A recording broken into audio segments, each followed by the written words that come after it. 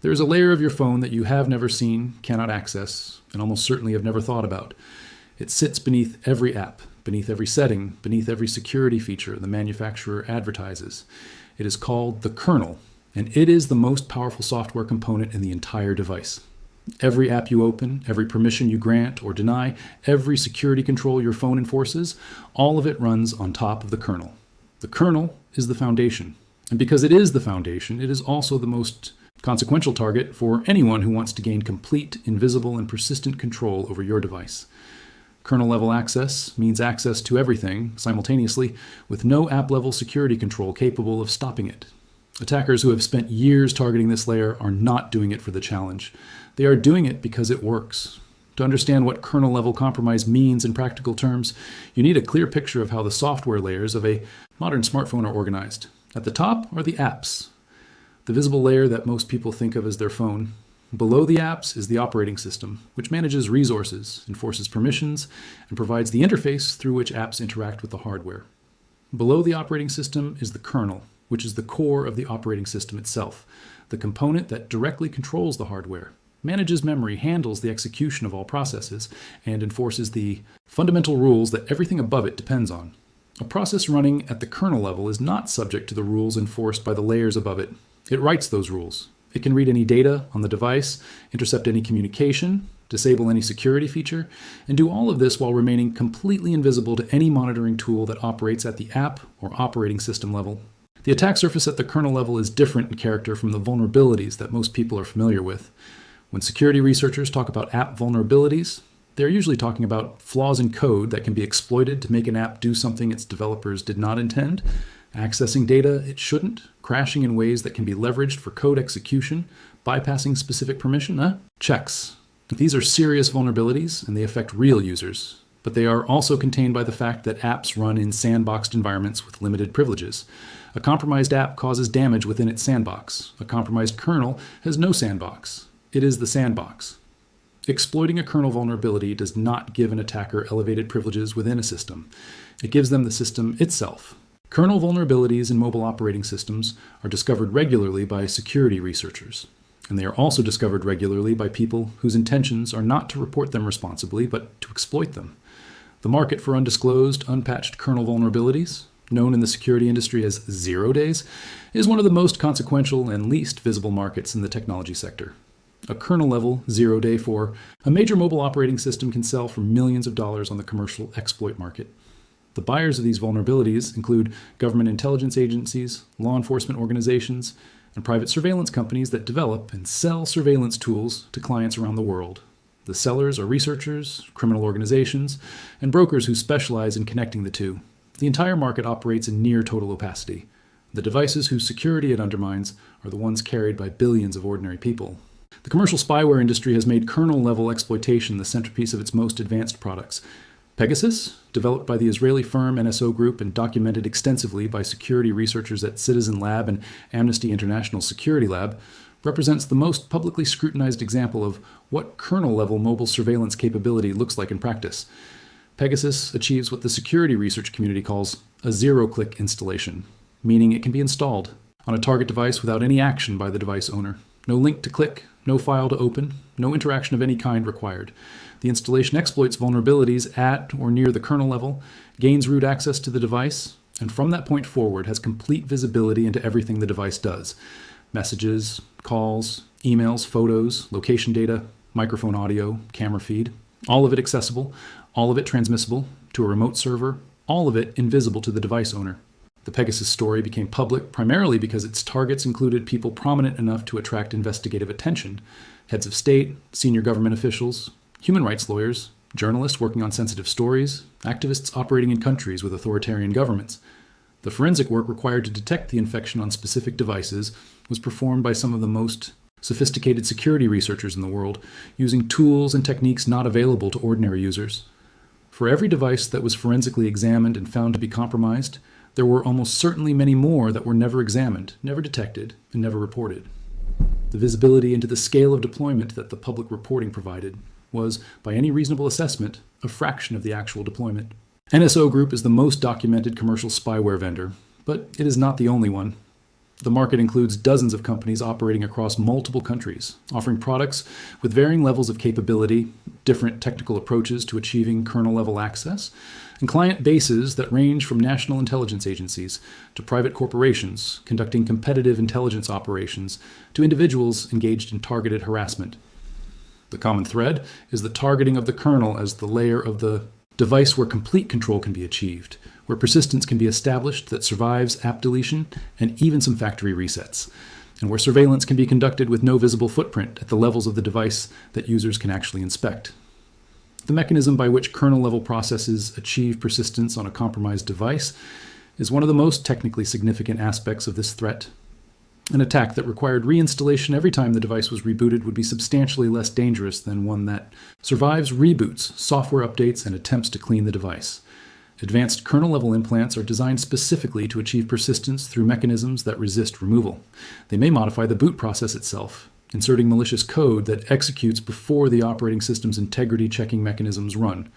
They may establish footholds in firmware, the software embedded directly in hardware components, that is below the level of the operating system and survives a complete OS reinstall. The most sophisticated implants make removal effectively impossible without physically replacing hardware components, which is not a realistic option for most device owners. The specific technical pathways through which kernel-level exploits reach devices have evolved significantly as operating system vendors have worked to close known vulnerabilities. Direct exploitation of kernel vulnerabilities through malicious content, a specially crafted image file, a malformed message, a web page containing exploit code, remains the most powerful delivery mechanism because it requires no user interaction and leaves minimal traces. But the attack surface extends beyond the kernel itself to the components that interact directly with it. Device drivers, the software that allows the operating system to communicate with hardware components like the cellular modem, the Wi-Fi chip, the Bluetooth stack, and the graphics processor, run with kernel-level privileges and represent an attack surface that is substantially harder to defend than the core kernel code. Vulnerabilities in device drivers have been used repeatedly to achieve kernel-level code execution, and the diversity of hardware components across the device market means that driver vulnerabilities are both numerous and inconsistently patched. The cellular modem represents a particularly significant and underappreciated component of this attack surface. Most smartphones contain two distinct processors: the application processor that runs the operating system and apps, and the baseband processor that manages cellular communications. These processors are separate but connected, and the baseband processor runs its own operating system with its own vulnerabilities.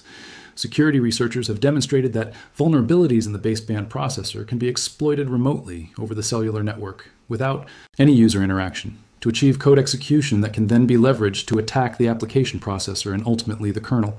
The baseband firmware is updated less frequently than the operating system, receives less security research scrutiny, and is less transparent in its operation, making it a high-value and relatively under-defended target. The implications for users who rely on their phones for sensitive communications are severe in ways that app-level security measures cannot address. End-to-end. Encrypted messaging applications protect the content of messages while they are in transit over the network. They do not protect messages that are read, composed, or stored on a device whose kernel has been compromised. A surveillance implant operating at the kernel level can capture message content before it is encrypted for transmission and after it has been decrypted on receipt, intercepting the plain text at the moment it exists on the device, regardless of the strength of the encryption protecting it in transit. The security guarantee of end-to-end encryption is technically precise. The message is protected between endpoints. Kernel-level compromise means the endpoint itself has been captured. The encryption protects the tunnel. It does not protect the room at the end of the tunnel. Corporate and enterprise devices represent a specific category of high-value target for kernel-level attacks. A device used by a senior executive, a financial analyst, a legal professional, or a government official carries access credentials, confidential communications, strategic documents, and authentication tokens that have enormous value to competitors, foreign intelligence services, and criminal organizations. The concentration of sensitive data and access on a single device that travels everywhere its owner goes, connects to a wide variety of networks, and is used for both professional and personal communications, makes it an extraordinarily attractive target. Enterprise mobile security solutions, mobile device management software, containerization tools, app-level security products, all operate above the kernel. They provide real value against app-level threats. Against kernel-level compromise, they provide essentially no protection, because they are enforced by the same operating system layer that kernel-level access renders transparent. The patch cycle for kernel vulnerabilities is one of the most important and most poorly understood aspects of mobile security for ordinary users. When a kernel vulnerability is discovered and reported responsibly, the operating system vendor develops and releases a patch. That patch then needs to be distributed to devices through the update mechanism. For devices that receive updates directly from the operating system vendor, primarily flagship smartphones from major manufacturers, the time between patch release and device update can still be weeks. For devices from manufacturers who customize the operating system before distributing it, the delay can be months. For devices that have passed their manufacturer's support window and no longer receive security updates, critical kernel vulnerabilities are never patched at all. The global installed base of Android devices includes hundreds of millions of phones running software with known unpatched kernel vulnerabilities. They will never be fixed. The vulnerabilities will simply remain exploitable until those devices are replaced. The transparency of kernel-level processes on mobile devices is a fundamental limitation that distinguishes mobile security from desktop security in ways that matter practically. On a desktop or server system, a technically sophisticated user can examine running processes, inspect kernel modules, review system logs, and use security tools that have direct visibility into what is happening at the kernel level. On a locked-down mobile device, the operating system actively prevents users from accessing this level of the system. The security model that restricts app access to kernel-level functions also restricts user visibility into what is happening there. This is a design choice that has legitimate security justifications, but it has the side effect of making kernel-level compromise significantly harder to detect than compromise at higher levels of the system.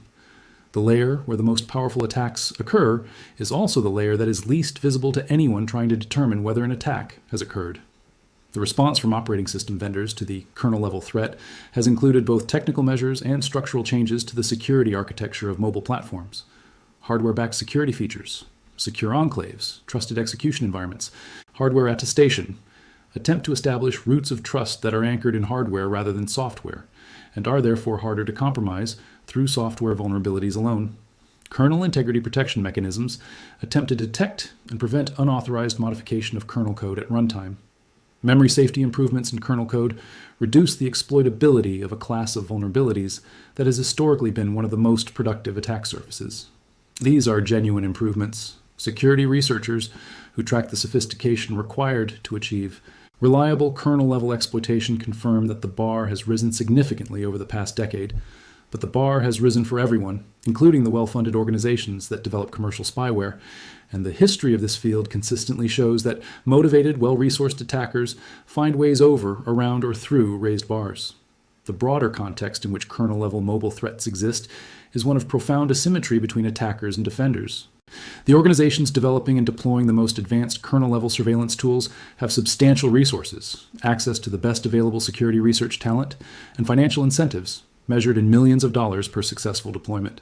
The individuals whose devices are targeted have, in most cases, no awareness that the threat exists at the level being described, no tools capable of detecting a sophisticated kernel-level compromise, and no recourse if compromise occurs. The asymmetry is not a failure of individual users to take adequate precautions.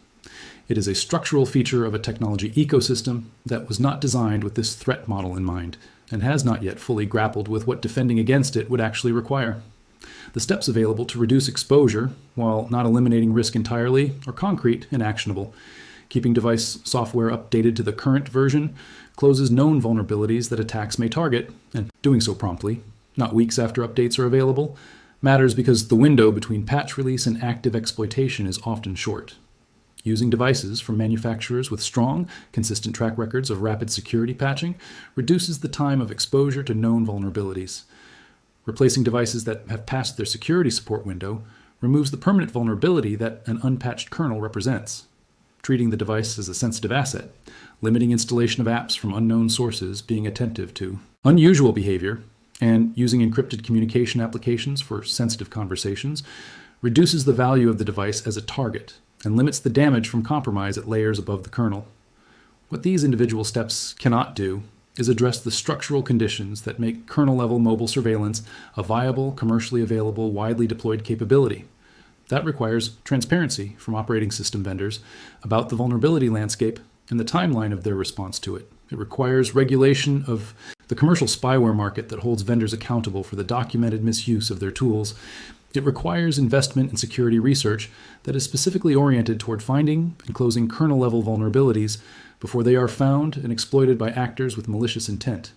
And it requires public awareness that the threat is real, that it operates below the level of everything users can see or control, and that the security features visible on the surface of a device are not a guarantee of what is happening beneath it.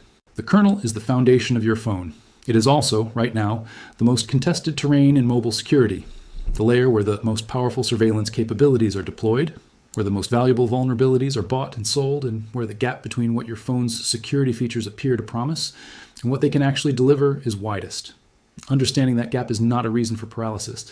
It is a reason for informed pressure on manufacturers, on regulators, on the technology industry as a whole, to build the foundation itself as securely as everything that runs on top of it claims to be.